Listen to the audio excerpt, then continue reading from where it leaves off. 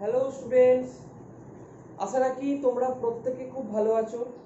আমরা চলতরিতে চ্যাপ্টার করছি। এর আগের ভিডিওতে আমরা ওহমের সূত্র নিয়ে আলোচনা করেছি এবং বর্তনীর আভ্যন্তরীণ রোধ কি, প্রান্তীয় বিভব প্রভেদ কি, এগুলো নিয়ে আমরা আলোচনা করেছি। আজকের ভিডিওতে আমরা বর্তনীর রোধ বা সার্কিটের রোধ কি কি বিষয়ের উপর নির্ভর করে এবং কিভাবে কিভাবে নির্ভর করে সেগুলো নিয়ে আমরা আলোচনা করব। তো চলো আজকের ভিডিও স্টার্ট করা যাক। কিন্তু তার আগে আমরা এর আগের দিন যা পড়েছিলাম সেটাকে একবার জিস্ট করে নিই। দেখো আমরা কি কি জেনেছিলাম টার্মস, খুব ইম্পর্টেন্ট টার্মস এগুলো। ব্যাটারির ভোল্টেজকে আমরা ই দিয়ে প্রকাশ করব, অর্থাৎ ব্যাটারির মধ্যে তো কেমিক্যাল জিনিসপত্র আছে, তাদের একটা ভোল্টেজ থাকে। ওকে, ম্যানুফ্যাকচারার যখন তৈরি করেন তিনি একটা ভোল্টেজ ব্যাটারি তৈরি করেন, তিনি হয়তো তৈরি করলেন 10 ভোল্ট ভোল্টেজ তৈরি করলেন ব্যাটারি, বোঝা গেল? কিন্তু ব্যাটারির মধ্যে একটা আভ্যন্তরীণ রোধও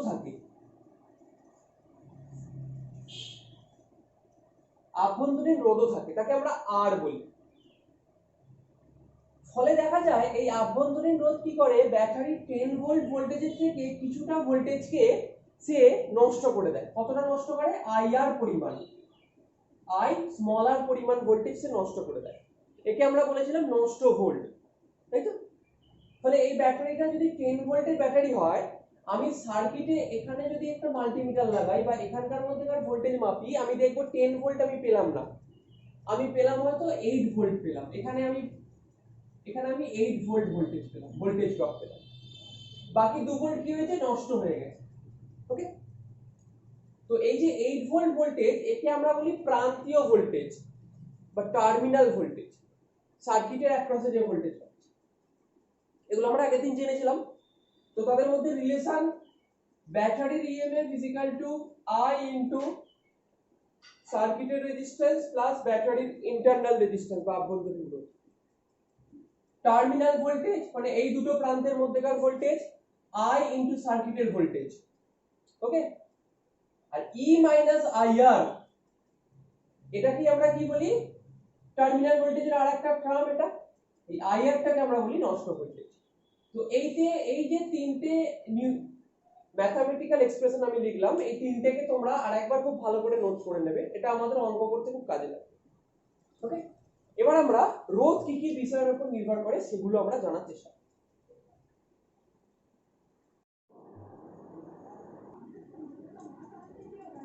তো বর্তনীর রোধ কি কি বিষয়ের উপর নির্ভর করে আমরা এই ভিডিওতে আলোচনা করব।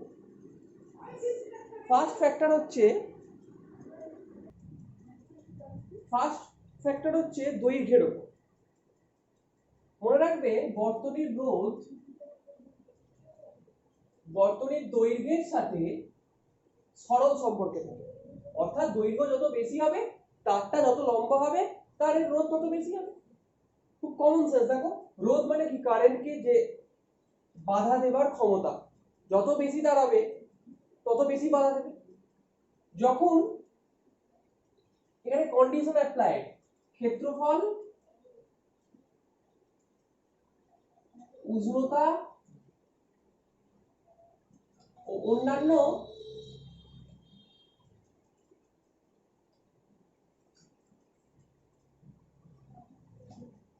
ভৌত অবস্থা অপরিবর্তিত থাকলে এটা ভ্যালিড। আর বর্তনীর রোধ তার প্রস্থচ্ছেদের ক্ষেত্রফলের সাথে কিভাবে নির্ভর করে? 2 নম্বর ফ্যাক্টর। মনে রাখবে, রোধ তার প্রস্থচ্ছেদের ক্ষেত্রফলের সাথে ব্যস্ত সম্পর্কে থাকে। অর্থাৎ দুটো বর্তনী, দেখো এই একটা বর্তনী,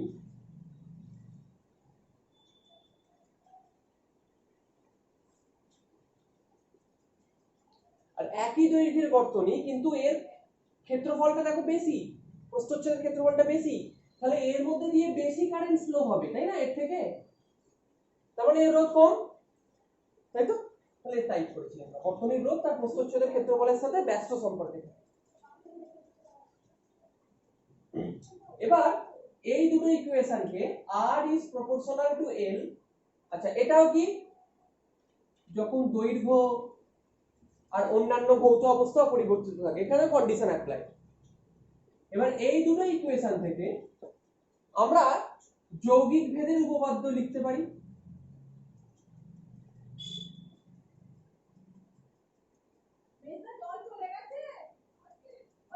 অনুযায়ী কি লিখতে পারি? R is proportional to L by A, ঠিক তো? এই দুটো থেকে লিখতে পারি। এবার এই প্রপোর্শনাল সাইনটাকে আমরা তুলতে পারি, তুলে একটা ধ্রুবক আনতে হয়। এক্ষেত্রে যে ধ্রুবকটা আনি সেটাকে আমরা বলি রো। এটা কি? রো। রোটাকে আমরা বলি বর্তনীর রোধাঙ্ক। বর্তনীর রোধাঙ্ক এটা প্রত্যেকটা মেটেরিয়ালের তৈরি তারের একটা নিজস্ব ধর্ম রোটা। তাহলে একটা ইকুয়েশন পেলাম, দেখো R is equal to rho L by A। এটাকে খুব ভালো করে নোট করো, আমরা এটা থেকে অঙ্ক করব। এই ইকুয়েশনটাকে একটু অন্যভাবে আমরা লিখি কখনো কখনো।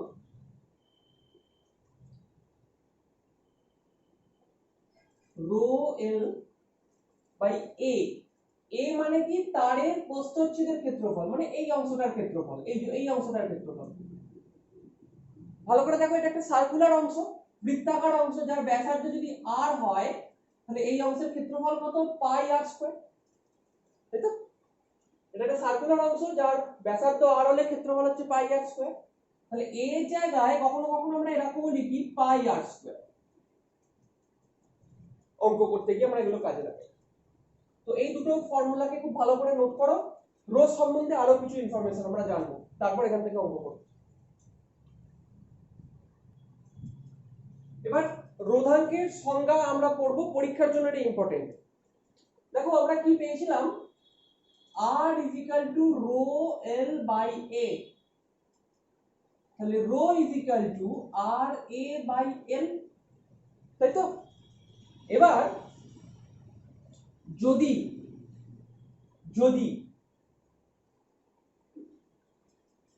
L সমান 1 আর A সমানও 1 হয়, তার মানে এই ইকুয়েশন থেকে কি লিখতে পারি? rho is equal to R into 1 by 1। L R A যদি 1 হয় তাহলে rho is equal to R। এই যে ম্যাথমেটিক্যাল একটা ডেরিভেশন করলাম, এটাই রোধাঙ্কের সংজ্ঞা। যদি এমন একটা পরিবাহী নিই যার দৈর্ঘ্য হচ্ছে একক, 1 সেন্টিমিটার বা 1 মিটার, যা হোক কিছু, দৈর্ঘ্য হচ্ছে একক, এবং যার প্রস্থচ্ছেদের ক্ষেত্রফল হচ্ছে একক, 1 মিটার স্কয়ার বা 1 সেন্টিমিটার স্কয়ার। এরকম যদি কোনো পরিবাহী নিই যার দৈর্ঘ্য হচ্ছে 1 আর প্রস্থচ্ছেদের ক্ষেত্রফল হচ্ছে 1, তাহলে দেখো সেই রকম পরিবাহীর রোধকেই তার রোধাঙ্ক বলে, তাই তো? আসছে জাস্ট সেটাকেই লিখেছি। ফর্মুলাটা, ডেফিনিশনটা তোমরা নোট করে নেবে। এবার এসো রোধাঙ্কের একক আর মাত্রায়। ফার্স্টে এসো একক। রো এসআই পদ্ধতির একক। প্রথমে ভিডিও পজ করে তোমরা নিজেরা চেষ্টা করো এসআই আর সিজিএস পদ্ধতির একক। 1 2 3। আসলে কি পজ করে তোমাদের চেষ্টা করা হয়ে গেছে? এবার আমি করি। রো, রোধের একক ওহম, এরিয়ার একক মিটার স্কয়ার, লেন্থের একক মিটার। মিটার আর মিটার স্কয়ার থেকে একটা মিটার মরে গেল, তাহলে থাকলো হচ্ছে ওহম মিটার। তাহলে এটা হচ্ছে রোধাঙ্কের এসআই একক। সিজিএস একক ওহম, সেন্টিমিটার স্কয়ার, সেন্টিমিটার, তাহলে ওহম সেন্টিমিটার। আশা কি বোঝা গেছে? এবার হচ্ছে রোধাঙ্কের মাত্রা। নিজেরা চেষ্টা করো রোধাঙ্কের মাত্রা ভিডিও পজ করে।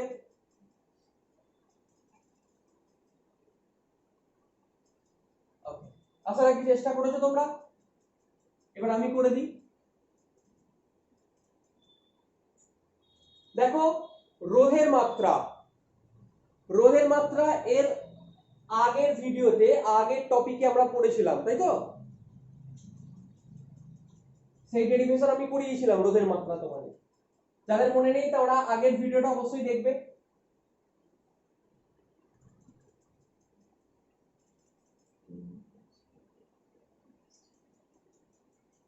তো রোধের মাত্রা হচ্ছে এটা m l square t to the power -3 i to the power -2 ওহমের সূত্রের ভিডিওতে আমি বলেছিলাম এটা।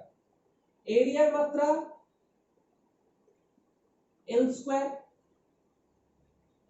আর তলায় আছে একটা লেন্থ তার মাত্রা হচ্ছে l। তাহলে রোধের মাত্রা কি এলো, একটা কাটলো m l কিউব, l আর l স্কয়ার কেটে গেলে একখানা l থাকে, তাহলে এই l আর এই l স্কয়ার গুণ করে l cube t to the power -3 i to the power -2, এটা হচ্ছে রোধাঙ্কের মাত্রা। এই অবধি আগে নোট করো। এরকমই আরেকটা টার্ম এখানে খুব ইম্পর্টেন্ট, সেটা হচ্ছে পরিবাহিতাঙ্ক। একে আমরা সিগমা অক্ষর দিয়ে প্রকাশ করি, সিগমা, ছোট হাতের সিগমা। অঙ্কে তোমরা পড়েছিলে এটাও সিগমা, এটা বড় হাতের সিগমা। যাই হোক, পরিবাহিতাঙ্কের ম্যাথমেটিক্যাল ডেফিনেশন হচ্ছে 1 বাই রোধাঙ্ক। পরিবাহিতাঙ্ক মানে হচ্ছে 1 বাই রোধাঙ্ক। রোধাঙ্ক যেরকম বোঝায় কোনো বর্তনীর মধ্যে দিয়ে ইলেকট্রিসিটি যেতে গেলে বর্তনীটা কতটা বাধা দেবে সেটা বোঝানোর জন্য যে টার্মটা ইন্ট্রোডিউস করেছি আমরা, সেটা রোধাঙ্ক। সেরকমই কোনো সার্কিটের মধ্যে দিয়ে ইলেকট্রিসিটি গেলে কত ইজিলি যে ইলেকট্রিসিটি ফ্লো করবে সেটার জন্য টার্ম ইন্ট্রোডিউস করেছি আমরা পরিবাহিতাঙ্ক। একে সিগমা দিয়ে প্রকাশ করি 1 বাই রো। ঠিক রোধাঙ্কের যা যা গল্প এর তার উল্টো। রোধাঙ্ক কি ছিল, আর এ by L, R A by এল। তাহলে পরিবাহিতাঙ্কের ম্যাথমেটিক্যাল ফর্মুলা হচ্ছে L by R A. Okay, যথারীতির ইউনিট, রোধাঙ্কের ইউনিট, রোধাঙ্কের ইউনিট কি ছিল, ওহম মিটার। তাহলে পরিবাহিতাঙ্কের ইউনিট হচ্ছে 1 by ohm metre. 1 by ohm, একে আমরা বলি 1 বাই ওহম মিটার, তাই তো। 1 বাই ওহম একে আমরা বলি মো, আর মিটার ইনভার্স মনে রাখবে, মো এর সাইন হচ্ছে ওহমের উল্টো, মিটার ইনভার্স মিটারটা।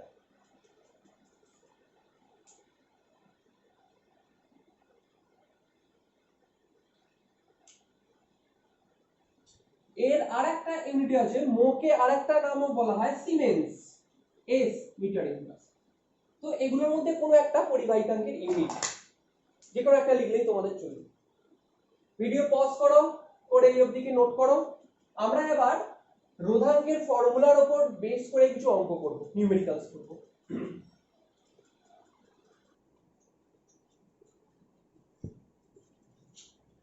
কোশ্চেনটা দেখো, বলেছে একটি পরিবাহী তারকে টেনে 3 গুণ করা হলো, তারটির রোধের কি পরিবর্তন ঘটবে।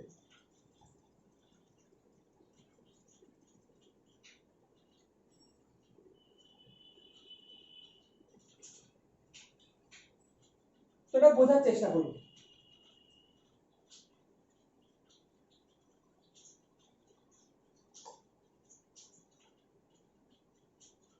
হয়তো এরকম একটা পরিবাহী তার ছিল যার দৈর্ঘ্য ছিল এল আর যার ব্যাসার্ধ ছিল হয়তো আর। এবার কি করেছি, তারটাকে টেনে 3 গুণ করে দিয়েছি। ভালো করে ভাবো, অর্থাৎ এই তারটাকে আমি যা দৈর্ঘ্য তার 3 গুণ লম্বা করে দিয়েছি, দৈর্ঘ্যটাকে 3l করে দিয়েছি, ঠিক তো। কিন্তু তারটার তো আয়তন অপরিবর্তিত থাকবে, আয়তন তো চেঞ্জ হবে না। তাহলে ব্যাসার্ধটা যা ছিল আগের থেকে ছোট হয়ে যাবে।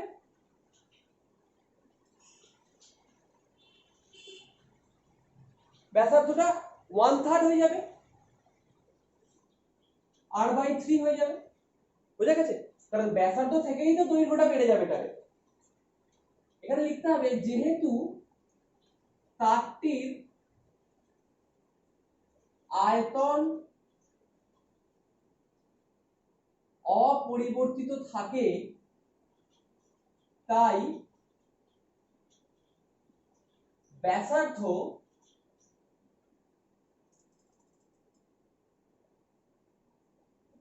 ওয়ান বাই থ্রি অংশ হয়ে যায়। ঠিক আছে, অর্থাৎ আগে তারটার প্রথমে দৈর্ঘ্য ছিল এল, প্রথমে ব্যাসার্ধ ছিল আর, আর প্রথমে রোধ ছিল আর ওয়ান। তাহলে আর ওয়ান মানে কত? রো এল বাই এ। এ মানে আবার কি? তারটার প্রস্থচ্ছেদের ক্ষেত্রফল pi r square, rho L by pi r one square. এটা হচ্ছে আর ওয়ান। বুঝা গেল? এখন দৈর্ঘ্য হলো 3l, 3 গুণ করা হয়েছে। ব্যাসার্ধ হলো আগের ব্যাসার্ধে 3 ভাগ হয়ে গেছে, r বাই 3। r2 কত? Rho L by A, rho pi r2 square. তাই তো? রো তো কোনো চেঞ্জ হবে না, রো তো তারটার উপাদান, এর উপর নির্ভর করে, তার তো একই আছে। তাহলে তারের রোধের কি পরিবর্তন ঘটবে? তাহলে r1 বাই r2 বার করি।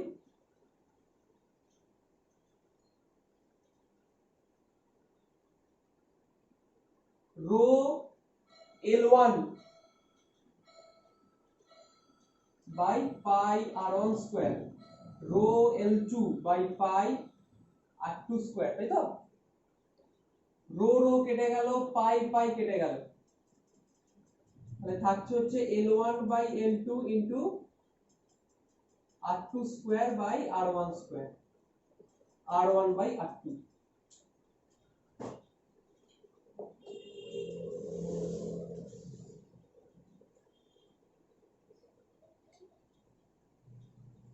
r1 by r2 is equal to L1 by L2 কি হয়েছে? L1 হচ্ছে L,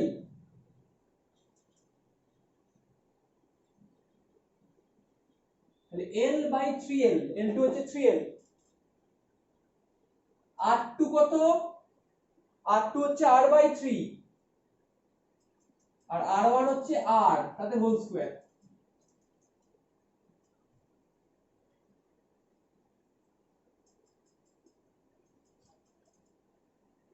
তাহলে এখানে হলো 1 by 3, LL কেটে গেল, RR কেটে গেল, এখানে হলো 1 by 3 তার হোল স্কয়ার, তাহলে 1 by 27।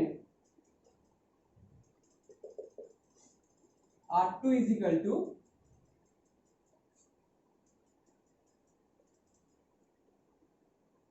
27 R1। অর্থাৎ তারটার রোধ আগের থেকে 27 গুণ বেড়ে যাবে। দেখো তাই হবে, তারটার তো দৈর্ঘ্য অনেক বেড়ে গেছে, কিন্তু রোধও বেড়ে যাবে, আগের থেকে 27 গুণ রোধ বেড়ে যাবে। ভিডিও পজ করবে, করে এই অঙ্কটাকে খুব ভালো করে বুঝবে, আর একটা অঙ্ক করবে এরপরে।